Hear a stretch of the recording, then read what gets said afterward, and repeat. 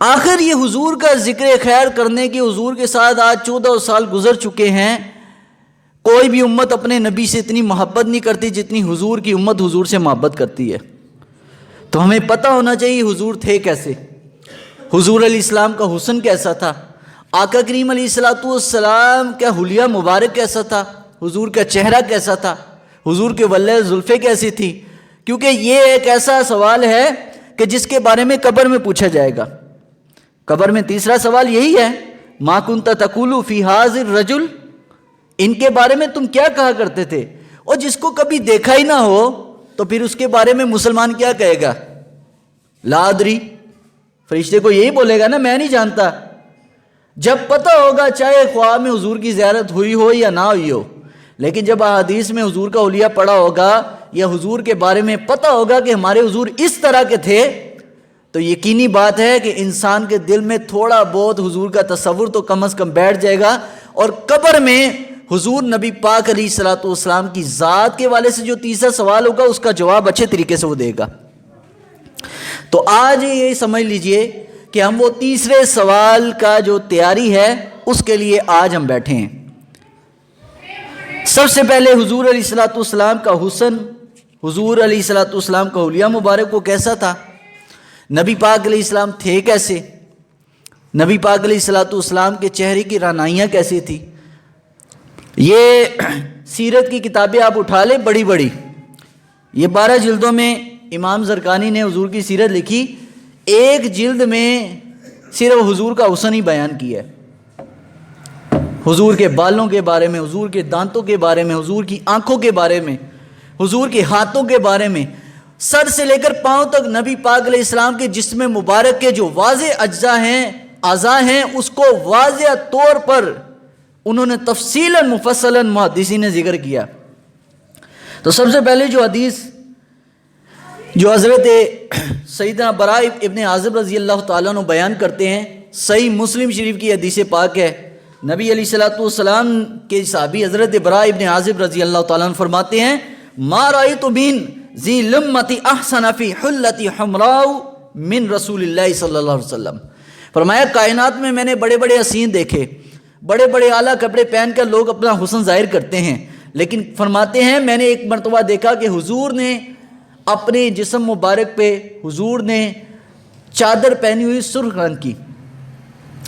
رنگ کی دھاری دار چادر تھی۔ براء ابن عازب فرماتے ہیں حضور نے جسم مبارک پہ پہنی، اور فرمایا میں نے کائنات میں بڑے حسین دیکھے، لیکن سرخ جوڑے میں جتنا حسن حضور کا نظر آ رہا تھا کائنات میں کسی کا نہیں تھا۔ اور بلکہ حضرت حسان ابن ثابت رضی اللہ عنہ اس سے بھی آگے بڑھ گئے۔ آپ کیا فرماتے ہیں؟ فرمایا لما نظرت الی انوارہ ودعت کفا علی عینی خوفا من ذہاب بصری۔ فرمایا خدا کی قسم میں جب بھی حضور کو دیکھتا تھا اپنی آنکھوں پر انگلیاں رکھ کے انگلیوں کی اوٹ سے حضور کی زیارت کرتا، مجھ سے ڈائریکٹ حضور نہیں دیکھے جاتے تھے۔ اس قدر حضور علیہ السلام کا حسن تھا۔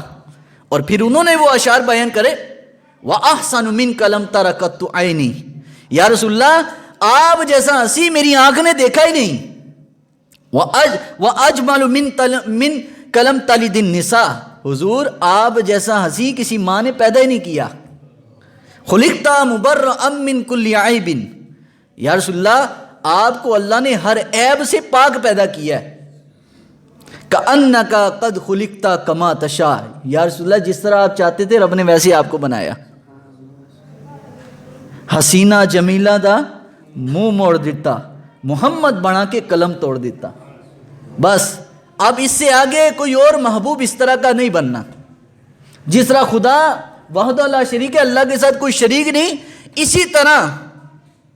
اسی طرح حضرت سیدنا یہ امام بصیری علیہ رحمہ کے اشعار ہیں، یہ آپ کے سامنے، جس طرح رب العالمین اپنی وحدانیت اور ربوبیت میں ایک ہے، تو اسی طرح حضرت سیدنا امام بصیری یہ وہی امام ہے جن کو فالج کا حملہ ہوا، فالج کی بیماری تھی، لیکن رسول پاک کی یہ نعت جب حضور کی بارگاہ میں پیش کی تو رسول پاک علیہ السلام نے اپنی چادر حضور نے عطا فرمائی ان کو، اس لیے ان کو قصیدہ بردہ کہا جاتا ہے، چادر والا درود، قصیدہ بردہ، چادر والی نعت۔ تو فرمایا منزہۃ عن شریک فی محاسنہ، یا رسول اللہ آپ کے حسن میں رب نے کسی کو شریک نہیں کیا، آپ کے حسن میں کوئی شریک نہیں. جس طرح رب اپنی ربوبیت میں ایک ہے، اللہ اپنے ایک خدا ہونے میں ایک ہے، اس طرح محمد رسول اللہ کے حسن میں رب نے ایک ہی محمد بنایا، بس اس کے علاوہ کائنات میں کوئی دوسرا نہیں بن سکتا، کائنات میں کوئی دوسرا محبوب بن ہی نہیں سکتا. تو فرمایا منزہۃ عن شریک فی محاسنہ فجوہر الحسن فیہ غیر منقسم. اور فرمایا حضور کا شریک کیسے بن سکتا ہے کوئی، کہ جب کوئی حضور جیسا ہو تو شریک بنے نا. دع ما دعت النصارى في نبيهم واحكم بما شئت مدحا فيه واحتكم وانسب الى ذاته ما شئت من شرف وانسب الى قدره ما شئت من عظم فان فضل رسول الله ليس له حد فيعرب عنه ناطق بفم. فرمایا رب نے اتنا محبوب، اتنی عظمتوں والا بنایا کہ عرب کے فصیح و بلیغ بھی جب حضور کی بات آئی تو ان کی زبانیں بھی بند ہوگی کہ حضور کی شان تو اتنی برا ہے کہ ہم حضور کی جتنی بھی شان کریں تو حضور کی شان بیان نہیں ہو سکتی. عرب کے بڑے بڑے فصیح و بلیغ وہ حیران رہ گئے کہ حضور کی ذات کے بارے میں جو حضور کی، وہ شاعر کہتا ہے نا، یا رسول اللہ قلم ٹوٹ گئے اور زبانیں تھک گئی لیکن آپ کی شان کا ایک باب بھی پورا نہ ہوا. سب کچھ ختم ہو گیا یا رسول اللہ، لیکن آپ کی شان پوری بیان ہی نہیں ہو سکتی. تو فرمایا وَكُلُّهُمْ مِنْ رَسُولِ اللَّهِ مُلْتَمِسٌ غَرْفًا مِنَ الْبَحْرِ أَوْ رَشْفًا مِنَ الدِّيَمِ فَهُوَ الَّذِي تَمَّ مَعْنَاهُ وَصُورَتُهُ ثُمَّ اصْطَفَاهُ حَبِيبًا بَارِئُ النَّسَمِ. امام بصیری فرماتے ہیں کہ اللہ نے اپنے محبوب کے حسن پر حسن تمام کر دیا، حسن جو ہے مکمل اپنے محبوب پر کر دیا. ثُمَّ اصْطَفَاهُ، اس کے بعد اللہ نے اپنے محبوب کو اپنا حبیب بنایا، اپنے قریب کیا. حبیبًا باری النسمی، اور اس حبیب کے ساتھ محبت کرنے والا خود رب ہے. خود اپنے رب کو اپنے محبوب سے محبت ہے کہ اللہ نے اپنی حبیب کو بنایا اتنا پیارا. اور حضرت سیدہ عائشہ صدیقہ رضی اللہ تعالیٰ عنہ بیان کرتی ہیں. اب حوالے بہت ہے لیکن ٹائم تھوڑا ہے، میں چاہتا ہوں کہ حضور کی ذات کا مکمل خاکہ آپ کے سامنے، خاکہ تو حضور کا بیان نہیں ہو سکتا لیکن ایک تصور آپ کے ذہنوں میں حضور کی ذات کے حوالے سے بیٹھ جائے، تاکہ قبر میں جب منکر نکیر سوالات پوچھیں تو ہم حضور علیہ السلام کی ذات کے بارے میں کم از کم کوئی تصورانی جواب دے سکیں. کیونکہ انسان نے جب کسی کو دیکھا نہیں نہ ہوتا تو کوئی اس کا کم از کم حلیہ بیان کر دے، انسان وہ حلیہ کے طرز پر اس کو پہچان لیتا ہے. تو حضرت سیدہ عائشہ صدیقہ رضی اللہ تعالیٰ عنہ بیان کرتی ہیں کہ ایک مرتبہ فرماتی میں گھر کا کام کر رہی تھی، حضور اپنے نالین مبارک سی رہے تھے. کیا بات ہے، حضور کی بیویاں اس وقت 9 بیویاں موجود تھیں، 9 بیویاں موجود ہیں، اور 9 بیویوں کے ہوتے ہوئے حضور خود اپنے نالین شریف سی رہے ہیں. یہ ایک پیغام تھا امت کو کہ بیوی ہو تو بیوی بنا کے رکھو، وہ نوکرانی نہیں ہے. وہ آپ کی خدمت کر دے تو اس کی نیکی ہے، لیکن اس پر یہ فرض واجب نہیں کہ تمہارے سارے کام کرے. اگر وہ کرتی ہے تو اس کو نیکی کا ثواب ہے. کہیں بھی شریعت میں نہیں لکھا یا حضور نے نہیں فرمایا کہ بیوی پر تمہاری جوتی گاڑنا، تمہارے بوٹ پالش کرنا، تمہارے کپڑے استری کرنا یا لازم ہے، نہ، یہ اس کی نیکی ہے. تو بہرحال فرماتی ہیں کہ میں نے دیکھا کہ نبی علیہ الصلوۃ والسلام اپنی جوتی نالین شریف حضور سی رہے ہیں سوئی کے ساتھ. فرمایا اسی اثنا میں میں نے دیکھا کہ حضور کے چہرے مبارک پر پسینہ، اس کے قطرے، فرمایا حضور کے چہرے پر وہ قطرے چمک رہے تھے پسینے کے. اور فرماتی ہیں کہ میں نے حضور کی طرف دیکھا، میں بڑی غور اور ٹکٹکی لگا کر دیکھ رہی تھی. تو نبی علیہ السلام نے فرمایا عائشہ کیا دیکھ رہی ہو؟ عرض کیا یا رسول اللہ صلی اللہ علیہ وسلم، زلیخا نے تو حضرت یوسف کو دیکھا تو ہوش و حواس کھو بیٹھی. یا رسول اللہ اگر وہ آپ کو دیکھتی تو وہ ہوش و حواس کیا، وہ دنیا کو ہی بلا بیٹھتی، سب کچھ بھول جاتی جس نے آپ کو دیکھا. تو اس لیے ہم کہتے ہیں نا، حسن یوسف پہ کٹی مصر میں انگشت زنا، سر کٹاتے ہیں تیرے نام پہ مردان عرب. حسن یوسف پہ، یوسف علیہ السلام کے حسن پر تو صرف عورتوں نے، 4 عورتوں کا ذکر ہے کہ 4 عورتوں نے انگلیاں کاٹ لی، اور حضور نے فرمایا حضرت یوسف علیہ السلام کا حسن میٹھا حسن ہے کہ زیادہ کسی سے دیکھا نہیں جاتا تھا. جیسے میٹھا ہوتا ہے نا، میٹھا کھانا، میٹھا کھاؤ تو زیادہ نہیں کھایا جائے گا. آپ کو چاہے جتنی مرضی بھوک لگی ہو، میٹھا آپ پیٹ بھر کے نہیں کھا سکتے، جی بڑھ جاتا ہے. حضور نے فرمایا انا ملیح، میرا بھائی یوسف میٹھے حسن والا تھا، اللہ نے مجھے نمکین حسن والا بنا کر بیچا ہے کہ جو بھی دیکھتا ہے وہ ٹکٹکی لگا کے دیکھتے ہی رہتا ہے. جو بھی دیکھتا ہے حضور کو وہ ٹکٹکی لگا کر دیکھتا رہتا ہے. بلکہ نبی علیہ الصلوۃ والسلام ایک مرتبہ مدینہ منورہ سے باہر ایک جگہ پہ تشریف لائے تو وہاں پہ ایک قافلہ رکا ہوا تھا عربوں کا، عرب کے جو بدو ہیں، جو وہاں کے دیہاتی تھے، ان کا قافلہ رکا ہوتا، تجارتی قافلہ. تو ایک سرخ اونٹ تھا، تو حضور نے فرمایا یہ اونٹ مجھے دو گے، میں آپ کو آ کر جو ہے نا گھر سے ہو کر پھر پیسے دے دوں گا. تو حضور کو دیکھتے ساتھ ہی حضور کی ذات ہی ایسی تھی کہ جو بھی دیکھتا حضور پر یقین کر لیتا. جب نبی پاک نے وہ اونٹ لیا، انہوں نے بھی اونٹ اس وقت تو دے دیا، لیکن جب دیا تو تھوڑی دیر بعد یاد ہوئے ہم تو ان کو جانتے نہیں، نہ ان کو کبھی ملے، نہ ان کو کبھی دیکھا ہے، تو یہ تو ایسا نہ ہو کہ کہیں وہ پیسے ہی نہ دیں، پھر ہم کہاں ڈھونڈتے پھریں گے. شام کا وقت ہوا، وہ قافلہ وہیں پہ ٹھہرا ہوا تھا، شام کا وقت ہوا تو آپس میں بات کر رہے، یار ابھی تک وہ آئے نہیں. تو ایک پردہ نشین عورت، ان کی گھر میں سے عورت، اس نے کہا کہ تم کہتے ہو کہ وہ پیسے نہیں دے گا، خدا کی قسم جس طرح کا اس کا چہرہ ہے ایسا چہرہ کسی جھوٹے کا ہو ہی نہیں سکتا. اس عورت نے حضور کا حسن دیکھ کر حضور کو پہچان لیا کہ یہ ایسے ہیں کہ جو کبھی بھی جھوٹ نہیں بول سکتے. تو شام کا وقت ہوا، تھوڑی دیر گزری، حضور کے ایک صحابی آئے، انہوں نے کھجوریں پیش کی، کہا کہ حضور نے کھجوریں بھیجی ہیں، پانی بھیجا ہے، اس کو کھائیں پئیں اور یہ آپ کے پیسے. تو اس عورت نے کہا میں کہتی نہیں تھی کہ چہرہ کسی جھوٹے کا نہیں ہو سکتا. حضور کے حسن پر، نبی پاک علیہ الصلوۃ والسلام کے حسن پر ان کو ایمان نصیب ہو گیا. کوئی تبلیغ نہیں کی حضور نے، کوئی ان کو اللہ کی طرف نہیں بلایا، صرف حضور کا چہرہ ہی ایسا تھا کہ حضور کے چہرے کو دیکھ کر ہی جو ہے نا اللہ رب العالمین نے ان کو ایمان نصیب کر دیا. یہی حال حضرت ام معبد کا ہوا. ام معبد فرماتی ہے جب حضور مکہ چھوڑ کر مدینہ کی طرف جا رہے تھے، رستے میں میرا گھر آیا تو حضور نے پوچھا کہ یہاں سے ہمیں بکری میں سے دودھ مل جائے گا.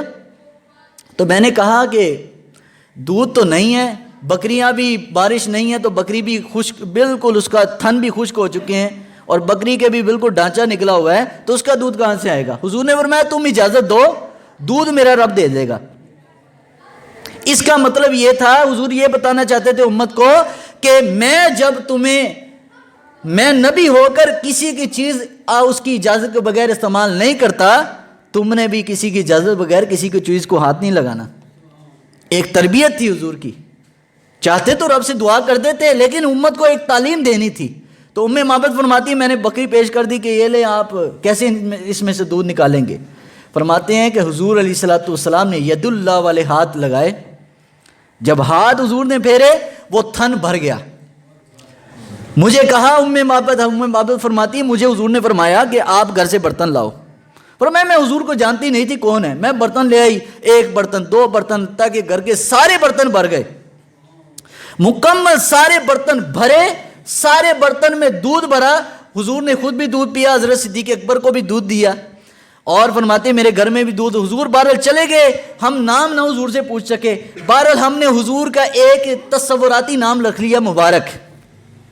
مبارک عربی میں بولتے ہیں برکت والا آدمی، مبارک.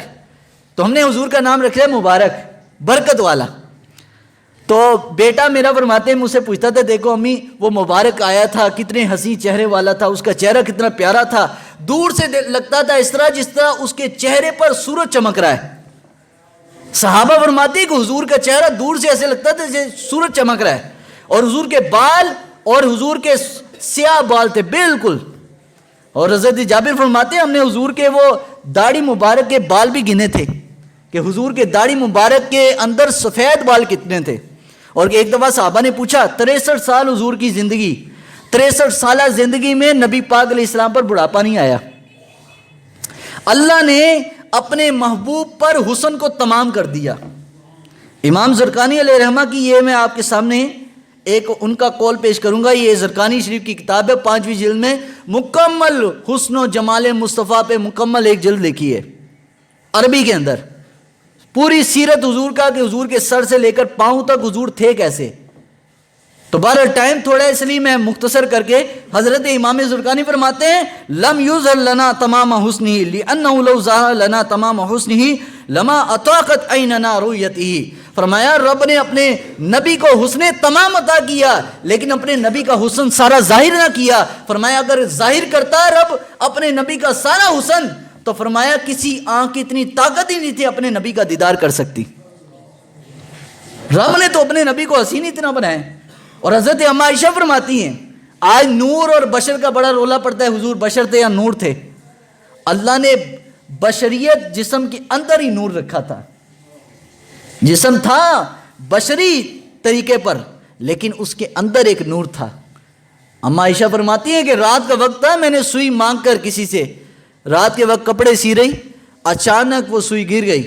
حضور جب کمرے میں تشریف لائے تو مجھ سے پوچھا عائشہ کیا ڈھونڈ رہی ہو؟ عرض کہ یا رسول اللہ سوئی گم گئی ہے. فرمایا حضور علیہ السلام مسکرائے, حضور کے مسکرانے پر دانتوں سے جو چمک تھی میں نے اس سے سوئی کو ڈھونڈ لیا.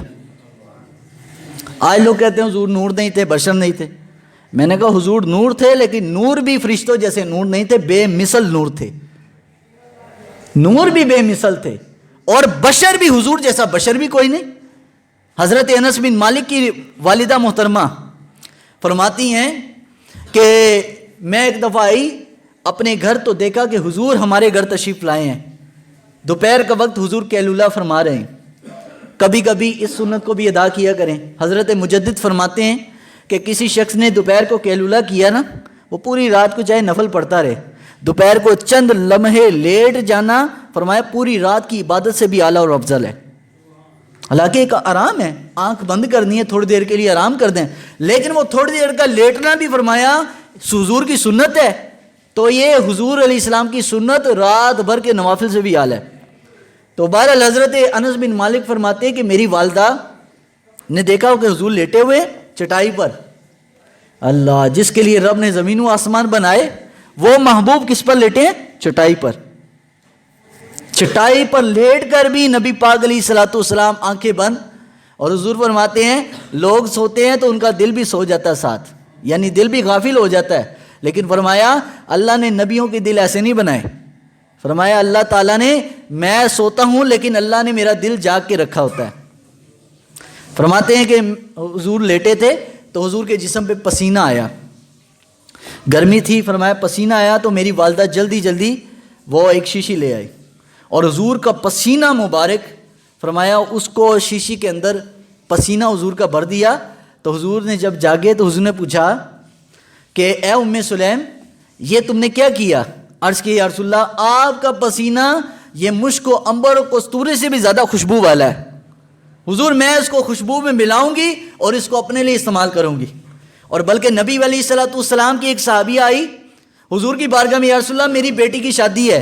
حضور نے اپنا پسینہ مبارک فرمایا شیشی لاؤ, اپنا پسینہ مبارک اس میں ڈال کر حضور نے اس کو عطا کیا. میں کیا آج کا بڑے سے بڑا مولوی بھی ہو نا, اپنا پسینہ نکال کے ذرا دے. وہ کہتا جو کہ حضور ہماری طرح تھے.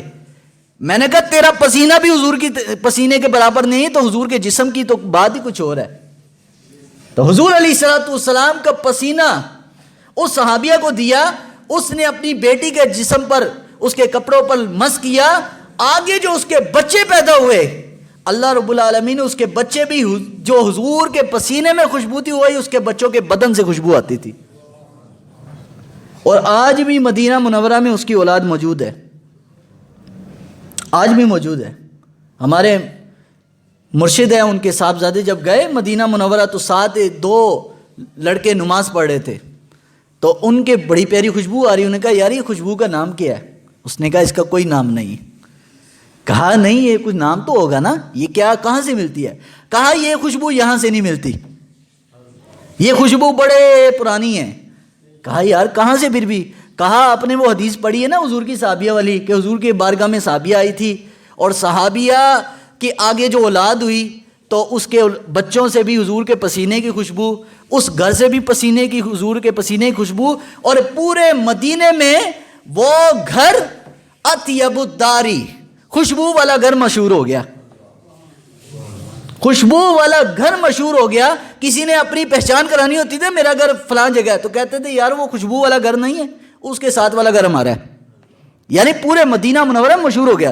تو بارہ وہ جو دو لڑکے تھے وہ کہتے تھے ہم اسی صحابیہ کی اولاد میں سے ہیں اور ہم خوشبو نہیں لگاتے، لیکن آج تک ہمارے جسموں سے حضور کے اسی پسینے کی برکت سے خوشبو آتی ہے، آج بھی آتی ہے۔ تو بہرحال حضور کی پہچان بھی یہ ہے کہ حضور جہاں سے گزرتے تھے، صحابہ فرماتے ہیں ہم اس گلی کو پہچان جاتے تھے یہاں سے ابھی حضور گزرے ہیں۔ فرمایا کبھی بھی اللہ نے اپنے محبوب کے جسم پر مکھی نہیں بیٹھنے دی، کیونکہ مکھی بیٹھتی گندی چیز پر، حضور کے جسم پر کبھی بھی مکھی نہیں بیٹھی۔ اور فرمایا نبی علیہ الصلوۃ والسلام کے ہاتھ سے جو چیز مس ہو جاتی تھی اس کو آگ نہیں لگتی تھی۔ ایک مرتبہ سیدہ فاطمہ رضی اللہ تعالیٰ عنہ روٹی پکا رہی تندور پہ، اور ایک حضور بھی ساتھ جو ہے نا اپنی بیٹی کی مدد کے لیے حضور بھی ساتھ کھڑے ہو گئے، اور اس کے ساتھ مدد کے لیے جب اسی آٹے پر حضور کا ہاتھ لگا، روٹی لگا لی لیکن روٹی پک ہی نہیں رہی۔ عرض کیا یا رسول اللہ اتنا دیر ہو گئی ہے آگ پہ روٹی پک ہی نہیں رہی اور روٹیاں پک گئی ہیں۔ حضور نے فرمایا فاطمہ جس چیز پر میرا ہاتھ لگ جائے اللہ اس پر دنیا کی آگ اور جہنم کی آگ حرام کر دیتا ہے، حرام ہو جاتی ہے۔ تو حضور کے چہرہ مبارک جس نے بھی دیکھا تو وہ حضور کا عاشق ہو جاتا تھا، حضور کا چہرہ ہی جیتا جاتا معجزہ۔ دیکھیں نا اللہ نے جتنے نبی دنیا میں بھیجے سب کو معجزات عطا کیے، لیکن جب اللہ نے اپنے محبوب کی باری آئی اللہ نے اپنے محبوب کے معجزات کا ذکر نہیں کیا۔ پورا قرآن پکڑ لیں، معجزات کا ذکر نہیں کیا۔ حضرت موسیٰ کے معجزات آپ کو قرآن میں ملیں گے، حضرت ابراہیم کے، حضرت داؤد علیہ السلام کے، لیکن حضور کے معجزات کا قرآن میں اس طرح ذکر نہیں ہے، اشارتاً ہے۔ لیکن جس طرح ایک حضرت موسیٰ کے معجزات کا ذکر کہ آپ کا ہاتھ چمکتا تھا، اور پورا وہ فرعون کی جو دربار کا پورا سٹوری اللہ نے قرآن میں بیان کی ہے، حضور کے معجزات کا اس طرح ذکر نہیں ہے۔ کیوں نہیں ہے؟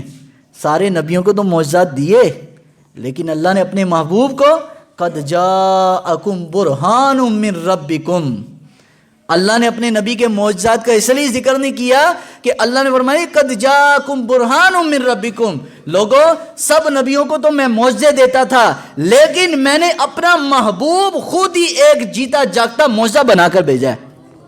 حضور کا وجود ہی ایک معجزہ ہے، آقا کا وجود ہی ایک معجزہ ہے۔ حضور کی آنکھیں فرماتے 18 بال حضور کی داڑھی میں سفید تھے، تو پوچھا گیا یا رسول اللہ یہ سفید کیسے ہو گئے؟ حضور نے فرمایا کہ نبیوں پر اللہ تعالیٰ بڑھاپا نہیں لاتا، مجھ پر بڑھاپا نہیں آیا، لیکن یہ جو سفید بال ہوئے ہیں نا یہ سورہ ہود اتری اور اس میں وہ آیت ہوتی وَاسْتَقِمْ كَمَا أُمِرْتَ کہ اس طرح استقامت اختیار کرو جس طرح اللہ کا حکم ہے۔ حضور فرماتے جب یہ آیت اتری نا تو میں ڈر گیا، پتہ نہیں رب کس طرح کی استقامت چاہتا ہے، تو اس خوف سے میری یہ داڑھی کے چند بال سفید ہو گئے، اور حضور اسی سفید بالوں پر پھر مہندی بھی لگایا کرتے تھے۔ یہ چند اس لیے مہندی لگانا یہ سنت ہے داڑھی پر، تو حضور کے چند بال جو سفید تھے اس پر حضور مہندی لگاتے تھے، وہ بھی 18 بال۔ اور حضرت عائشہ فرماتی ہیں، عائشہ رضی اللہ تعالیٰ عنہ، کہ حضور کی جو زلفیں مبارک تھی فرمایا لمہ جمہ وفرہ، یہ 3 طرح کی زلفیں بیان ہوئی ہیں، بالوں کے بارے میں 3 روایتیں ہیں۔ اس لیے ہمیں چاہیے انگریزی بال سے بہتر ہے کہ حضور کی سنت کے مطابق بال رکھیں، یا تو بالکل چھوٹے چھوٹے، حضرت علی کی سنت ہے بالکل چھوٹے چھوٹے سٹائلش نہ ہوں۔ اور حضور کی 3 سنتیں ہیں، آدھی لو تک، آدھے کان تک، پورے کان کی لو تک، اور کندھوں تک، یہ نبی پاک صلی اللہ علیہ وسلم کی سنت ہے۔ فرمایا حضور کے جو بال مبارک تھے لمہ، جب کانوں کی لو تک آ جاتے اس کو لمہ بولتے ہیں عربی میں، زی لمہ، خوبصورت بال یہ کانوں تک لگتے ہیں، یہ خوبصورت لگتے ہیں۔ تو فرمایا حضور کے کانوں تک بال تھے، اور حضور کے سیاہ زلفوں کے درمیان جو کان تھا وہ اس کی مشابہت حضرت عائشہ نے بڑی پیاری تھی۔ فرمایا حضور کے سیاہ بالوں کے درمیان جو کان تھا وہ بڑا چمکدار خوبصورت کان، اور اس طرح کا کان تھا فرمایا اس طرح جس طرح سیاہ رات کے اندر ستارہ چمکتا ہے اس طرح حضور کی سیاہ زلفوں کے درمیان کان چمکتا تھا. کیسی نسبت حضور کی طرف دی, کیسی ایک مشابہت دی. 12 صحابہ نے یہ جو مشابہتیں بیان کی ہیں یہ اس لیے کی ہے, یہ سمجھانے کے لیے, ورنہ حضور کی مثل تو کوئی چیز تھی ہی نہیں. جس طرح رب کی مثل لیس کمثلہ شیء, اللہ کی مثل جس طرح کوئی نہیں ہے, اس طرح رب نے اپنے محبوب کی مثل بھی کسی چیز کو نہیں بنایا. تو سرکار مدینہ راحت قلب و سینہ صلی اللہ علیہ وسلم حضور کے بال مبارک, فرماتے ہیں کہ حضور کے بال مبارک ایسے تھے کہ جب حضور غسل فرما کر کنگھی مبارک پھیرنے لگتے تھے تو درمیان سے جو مانگ ہے وہ خود بخود نکل آتی تھی. اتنے حضور کے خوبصورت, اور نہ ہی حضور کے بال بالکل سیدھے تھے, نہ ہی حضور کے بال بالکل گھنگریالے, یعنی سیدھے اور گھنگریالے کے درمیان تھوڑے سے حضور کے خمدار بال تھے, خمدار بال تھے, ہر بالوں میں خم تھا.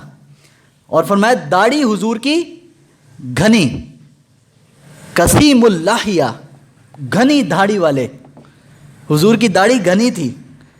دیکھو رب نے, اور بلکہ ایک صحابی نے تو یہاں تک روایت بیان کی کہ ہم نبی پاک صلی اللہ علیہ وسلم کے چہرے میں, حضور کا چہرہ اس قدر چمکدار تھا کہ حضور کے چہرے میں ہم اپنا چہرہ دیکھ لیا کرتے.